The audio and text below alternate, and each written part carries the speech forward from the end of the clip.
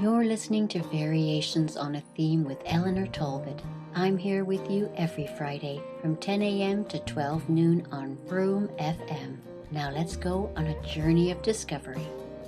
Another popular feature of the festival is the Frome Open Art Trail, celebrating local artists and makers. On view are a variety of beautiful arts and crafts, exhibited in studios, homes and venues. Some of the art trail is in walking distance of the town centre, and the more adventurous will be rewarded by visiting more outlying venues. There is affordable art for everyone, including ceramics, paintings, textiles, photography, glass and jewellery. I popped into the studio and home of ceramics artist Paul Payne to chat about his work. Paul designs and makes bespoke atmospheric lighting and lithophanes from porcelain. Styles range from historical to contemporary. Each piece is individually crafted, then produced in small batches in the studio. Popular designs include those incorporating a coat of arms, a logo, initials, or a portrait. And a quick apology from me because the sound of this interview isn't great because I had to use my phone, so I do apologize for the poor sound. These beautiful, are they charcoal drawings? Yes, the chance to go to Bath, where they had drawing lessons, came along,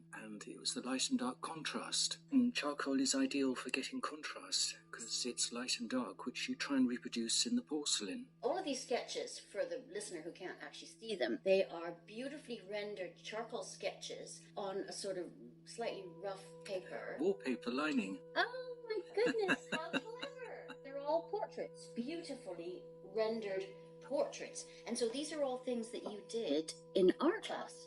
In the time which is 2.5 hours, and so none of them are smiling. What would be nicer would be to have expressions and smiles that when you turn the light on, it reveals the smile. Yeah. So the stage next is to produce it in porcelain. If I show to the window, just across there, we have the 2D drawing above in cardboard and in 3 layers. Under is the porcelain on a concave shape, and that allows a certain amount of movement rather than it just being a flat, plain panel. So that when you look at it from different angles, it feels like it's following you around the room. And when the sunlight comes through the day, travelling round during the day, the expression comes alive in different ways. It does. So now here's a question. Why ceramics? Why portraiture in ceramics? What is the fascination there? And what brought you to that? My grandfather, Wyndham, from the 20s, illustrated for commercial reasons, and he used humour as his carrying point. He was asked to try different styles, and Claude Lovett-Fraser was one style he copied after Lovett died in 1920. By 1927, he did the first UK edition of Wind in the Willows, which appeared twice before in America. So he was adaptable, but he needed books as a vehicle for showing what he could do, whereas doing the illustration on porcelain, I can have it in its own right. It can be a work of art in its own reason. The quality of paper means that it's quite friable, and china clay is used to make different finishes on the paper. The more china clay, the better the art finish. And if you fire it, it turns into porcelain, so it's an evolvement from paper to something more permanent. So you like to watch this sort of creation emerge from the clay. It's very organic, it's very hands-on, but it's also a creation that's entirely your own, and that it doesn't rely on the printed word, whereas an illustrator often illustrates to something that has been given to them to illustrate, such as a book. So now your grandfather was Wyndham Payne, and he was, of course, a very respected illustrator. He did a lot of children's books. As you say, he did Wind in the Willows. He also did a lot of commercial illustration, biscuit tins and that sort of thing. Is that right? Yes, he was a travelling salesman in 1917 for Huntley and Palmer in Reading, where he grew up. And in the First War, he had the chance to be in the Flying Corps, and this allowed him to explore different parts, go to Italy, but the opportunity was thrown open to him. And after the war, instead of being a salesman, he did the illustrations for. He didn't do it for Huntley and Palmer. He went to London. Always go to London, my boy, was the expression.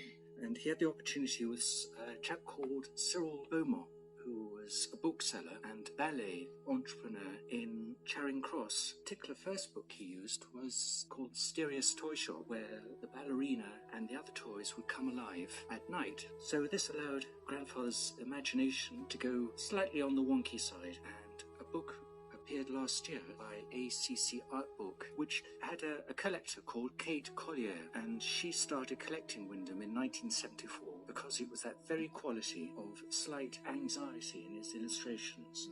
Kate is a teacher, so she could understand the slightly angst in Wyndham's mind for doing these works. There's this ever so slight, macabre, cheeky sort of tone to his illustrations. Is that what you're saying? They're quite adult for children's books and things. He didn't have formal training, so he had to rely on character. He had to rely on native wit.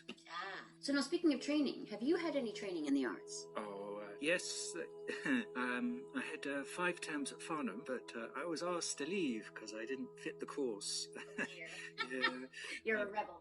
No, not a rebel. I'm just but I did get a degree at Exeter, where I heard about glass fibre and William Cookworthy, who was a chemist in the 1750s, and he first found the true recipe for white gold, which was eroded granite from Dartmoor. It's been written about by Edwin de Waal in his Hair with the Amber Eye, but I'd like to think I heard about it before him. Magical to think that castles, let's say Castle Drogo, which is the National Trust, is built out of granite, but over time it erodes to form clay.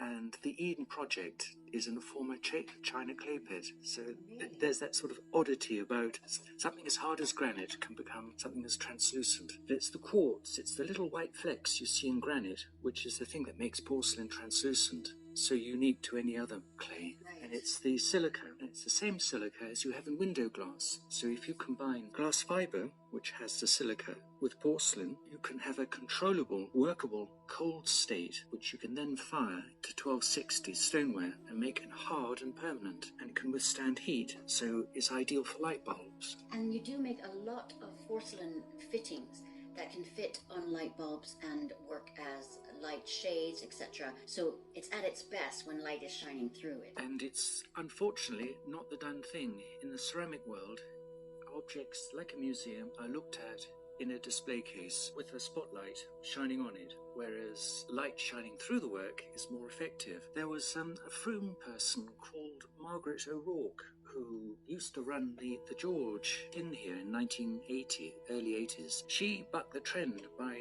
throwing ceramic work and having it backlit in her home, and that was picked up on by World of Interiors. And it was something which was unusual to have something which was illuminated, because it wasn't the done thing, pottery, to be shown that way. I've been able to benefit from it because that's what I can do. I can do backlit work. And it's, when it comes to your pottery, let there be light is definitely the catchphrase, because it does seem to come alive when it is backlit. You see all the intricacies of the illustration, and it has this beautiful, cozy glow to it. It really reminds me of the kind of images that you would think of when you think of Charles Dickens and all of these sort of cozy Christmas scenes. You always think of these beautiful houses that are backlit beautifully. There's something about light hidden behind an object that really brings it to life. There's something about the play of light on the translucence of the porcelain that is just so beautiful. And you don't glaze your pottery, is that right? It's not for domestic wear, so why do things as everyone else do? Like Margaret O'Rourke, she blazed a trail displaying her own way, and so I don't need to glaze the work. It's fired to 1260, so it is waterproof. Glazing was only done for lower temperature work, for domestic wear, for cups and saucers. Purely ornamental then? Yes. Who were your influences? You mentioned Margaret O'Rourke. Well, I'm pushing a Frome maker, you see. But that's especially for the Frome Festival.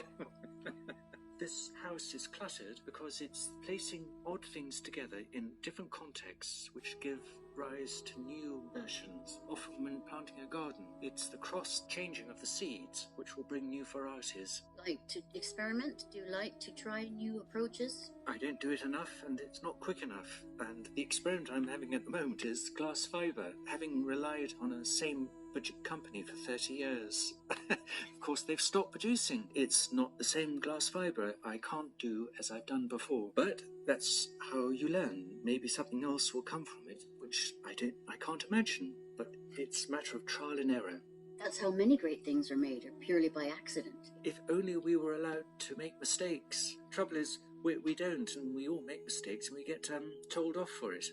So now you're open for the Art Trail for a part of the Frome Festival. What hours are you open? Start at 11 o'clock and finish at 5. Okay. And you get a lot of visitors. Oh, there's a piece of paper in front of you. I've been asked by Kate Cochrane, who has organised all this. Okay. And she, very efficient, has asked everyone to keep a reminder. So 40 for one day, Wow. 39 for another day, and 10 for today. I love how you've got 2 dogs. Well, there wasn't a sign for 2 dogs. Does that mean people can come with their dogs? I can't imagine you'd want dogs in here with all the delicate china and everything. We've had 2 so far. And I'd be very nervous bringing a child in here because you have a lot of ceramics just set up at child level where they could reach out and grab pieces. So you're placing great trust in the people of Frome not to damage things. Can you guess how many pieces of work I've been able to pass on to people? Well, I'm an owner of one of your beautiful pieces. Oh, you are? Yes, I have that beautiful Talbot Inn piece that I have a candle inside it and it lights up beautifully, especially at night. There's 2 other people have chosen similar, and one is for Tutti Frutti for the dating agency. Oh, yes. That Truly Sopal had set up for a while. And the other candle holder was for, I think it was the Archangel. So that's another thing that you'll see when you come to look at Freddie Ceramics. You'll notice a lot of commercial signage, the Talbot Inn and Mel's, the Archangel, and so on. Because the kind of work that you do lends itself very well to commercial signage, and it's a very unique way for people to advertise. As you say, light is everything. Well, thank you so much for showing me your studio. Please come down and see Paul Payne's beautiful ceramics inside his most marvelous house, Number 15, Phoenix Terrace. You can pop in to view the beautiful work of Paul Payne and his very interesting and atmospheric house up to July 11th. And to learn more about his work, you can go to porcelainlights.co.uk.